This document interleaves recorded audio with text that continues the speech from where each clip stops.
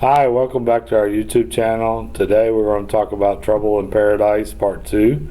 Last video we talked a little bit, a couple things that I've experienced and I'm sure a lot of other driving schools have experienced on a day-to-day basis. And so I want to go over some more things that you'll encounter. As I said, sort of a disclaimer, just because it's a problem with me or issues that I incur doesn't necessarily mean it's something you will incur. So just take this information, put it in the back of your mind, and if it happens, then you'll know how to respond. As a sole proprietor, LLC, or just a small business in general, you're basically going to have to pay for everything. As you pretty much know, being an entrepreneur, you have to pay for rent and car expense and car insurance and employees if you have employees, and of course taxes or anything of that nature, and it could come costly to you. However, you also have to eat and provide food for you and your family, pay your mortgage, gas, for your personal vehicles, car loans, credit cards, things like that. So it can get pretty costly because it's coming out of your checking account instead of you working for someone else and let them worry about whether or not your rent's paid at the office, or the car expense, the commercial car insurance and things of that nature. So like I said, you could get really costly for you if you're not careful and try to plan. I was fortunate when I had some savings, and not much but some, but because of the delay in getting from April of the year 6 years ago till July was the first time I was able to start my business, the actual starting of the business. I did things little by little, like I had to get the city to come out and give me an okay. Fire department had to give me an okay, and all that's not free, by the way. And city plan ordinance, and just all kinds of things like that.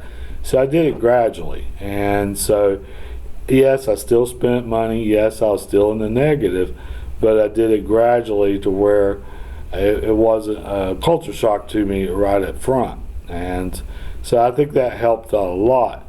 As I said in the previous video, after you took the course, you don't really have a basic idea on how to start the business. You know how to teach it, but you don't know what the ins and outs for.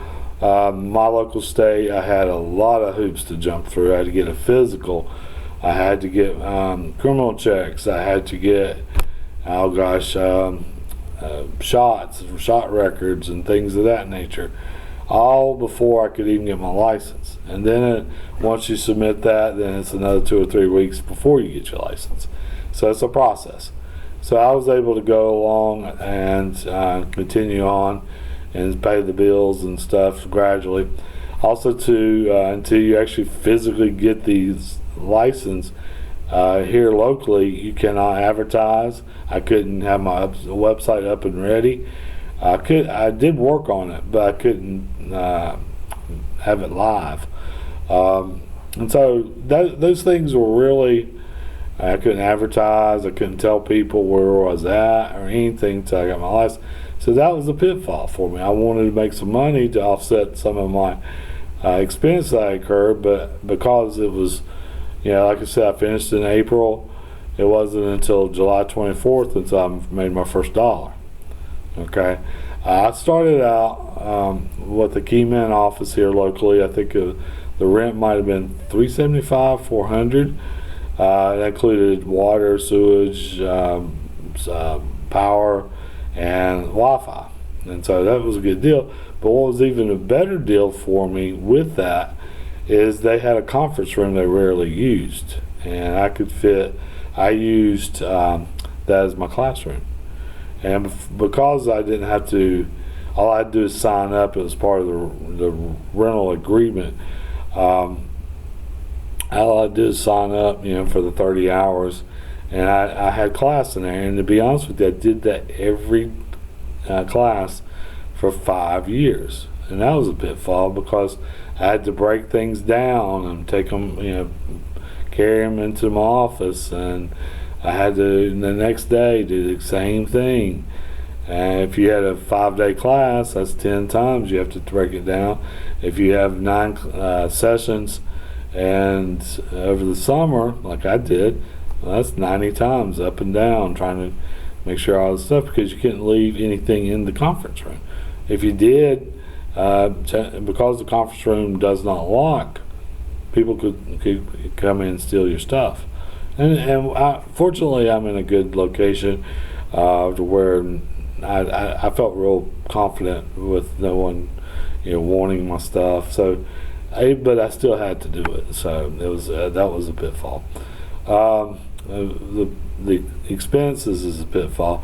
The second thing, as I just mentioned, just trying to find a location that you can have enough space to do what I just told you. That's hard to find. It really is, at a reasonable price.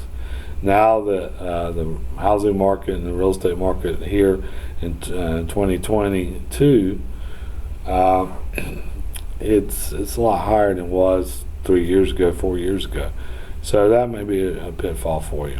Cars, it's a lot harder to find cars right now this year in 2022 than it ever has been. And if you can find one, it's about 40% higher than what you paid 2 years ago. So that's pitfalls. So the cost of running a business has gone up. Okay, and you've got to get your name out there. To be honest with you, word of mouth advertisement is your best friend. Some of the pitfalls to word of mouth advertising is that you have, just like if you have one customer. I started out, my very first customer, I had one class with one customer, and so one student, I should say. So that's a pitfall, because one person tell one person, that's great. You might get 2 more people, and it does snowball eventually, but it takes time. It takes another year or so to build up your name. Now I've been here 6 years. People know me as far as know that I have a driving school, and so now I don't have to advertise. I've advertised on Facebook, post. One of my better advertising methods was find a forum, Facebook forum or Instagram or whatever. And matter of fact, one in particular I use here locally, I've made several $1,000s off of it, just occasionally, hey, I'm here, anybody need driver's ed? And I get maybe one customer every 2 or 3 months or something like that. It's not a lot, but it's still something. But the forum that I'm speaking of has 10,000 members, so there's potential 10,000 people saw my forum, saw my post. So that could help. That could help a lot for you. Google, make sure you advertise, or at least have a listing with Google, and that'll help too. Because the way I see it too is, if you're branding yourself and you want your name out there, use social media platforms. That way people get your brand out, get your name out. If a lot of times when you Google something, you personally, by you Googling it, is a short-term sale. So in other words, make sure you have a presence on Google or any search engine that you can get your hands on. But the pitfall is you still have to keep cultivating it. You keep growing it, and you may not see the results you think you need to see at the beginning. Another pitfall too is at the beginning you haven't been through a full cycle. What I mean by full cycle, 12 months. Okay, you do not know what your sales are going to be like and how to gauge them compared to your competition. And I can speak firsthand experience for that. I had no idea what June was going to be like, July, August. I knew it was going to be busy, at least I hoped it would be, but it wasn't as busy as I was hoping for. Then I started picking up steam my first year, June, July, August. Well, by August, everybody's ready for school, so I kind of missed the rush because it took me so long to get my license, as I mentioned previously. But I started picking up steam, and I had what I thought was a great Christmas break class, and I think I had 7 to 10 students, and I thought I was really doing something special, and that's good. That was my best month ever, and I was excited. And please hear me, I'm not knocking 7 to 10 students. The class I'm doing right now has got 11. Okay, so I mean I'm right there with you. So I was excited about that, but because I didn't know the cycle, my January class was bigger than my December class, and then there was a couple months. One December, one month I only did 4 students, and I started getting depressed. I thought, wow, what's going on? And it's because I haven't went through that cycle. And then after a year, you kind of say, okay, my December class should be good. My January class should be good. That doesn't necessarily mean it will. It's one of those things that you at least have some type of idea, and that's all you can really shoot for. Kind of give you an example. Even though I've been in business 6 years, almost, it'll be 6 years, May 2022. Last January, February, March, I'm 1% down in sales, which is about equivalent of a customer or two, which is not too bad. But this January 2022 was a lot bigger than January 2021. So far, now granted, this is filming is March 20th, 2022. And so there's still 11 more days left in the month. But right now, my March is a lot smaller than 2022. March is a lot smaller than 2021, but I'm only 1% down in sales. I'm 25% down in transactions, but yet the average transaction is 27% higher than last year at this time. So the students are paying and getting more services, but I have fewer students.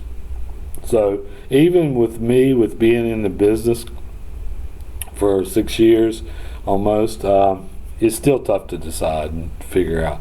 Now I know June, July, August is going to be wide open. Last June was my biggest month ever, and hopefully it'll continue this year. And so that's a pitfall, just going through the cycles. Even if you go through the cycles, sometimes you don't have any idea what happened. I'll give you another quick example. I had, I think it was December 2022. No, excuse me, I'm sorry. December 2019. Sorry.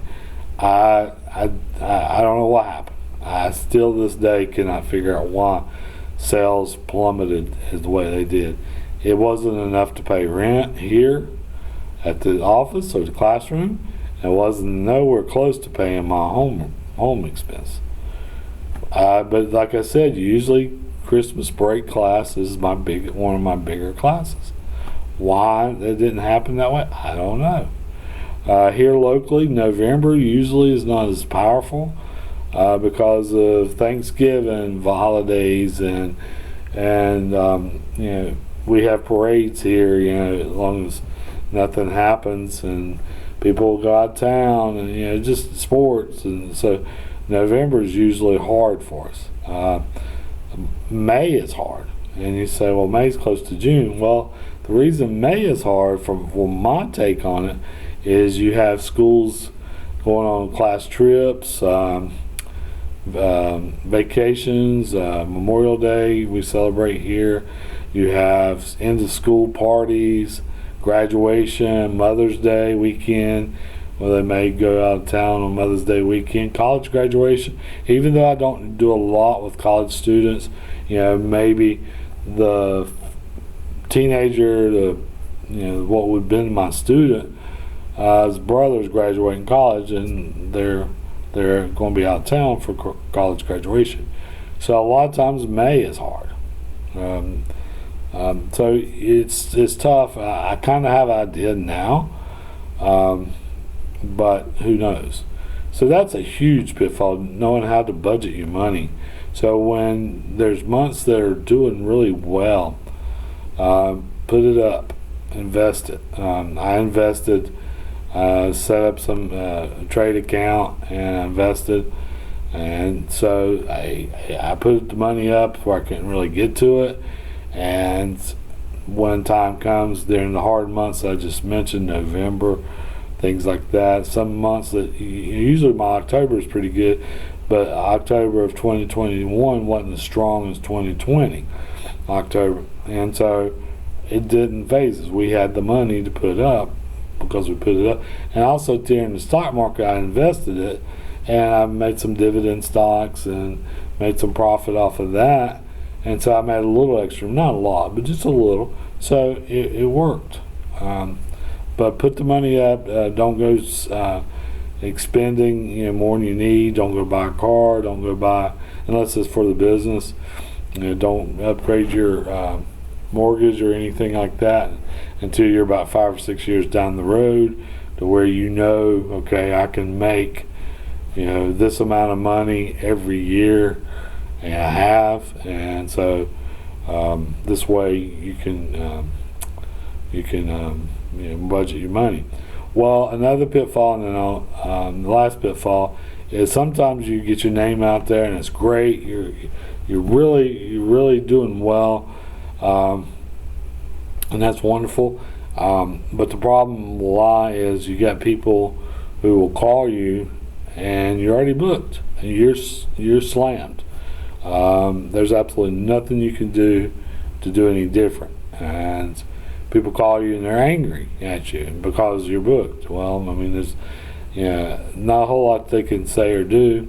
But last year, 2021, because of the volume of calls and the people wanting our services, we just couldn't do what we wanted to do for them. We had already booked out, and things of that nature. And we probably, in all honesty, lost $40,000 worth of new business. Now, we didn't lose anything, but our sales could have been $40,000 more, because we had to keep turning people away, because there's absolutely no way we were running 7 days a week like we are still today. But that's a huge pitfall, because you see the money that you can make, but you can't get to it. There's no way. There's only 24 hours in a day. The bonus pitfall I could see is having the customer go away upset with you because you couldn't fit them in. You lose the money, and people start saying, well, don't call these people because they're booked out. Well, word of mouth advertisement is great, but it's also bad in a way, because if you go and can't get to them, then they're going to tell their friends, and they're going to tell their friends, and once you finally get called up, then the sales may not be there, and so that is a huge pitfall. If you like the video, please subscribe. Do the like button at the bottom. Thank you so much. I'll continue to make videos as we go along, and you have a great day. Thank you so much.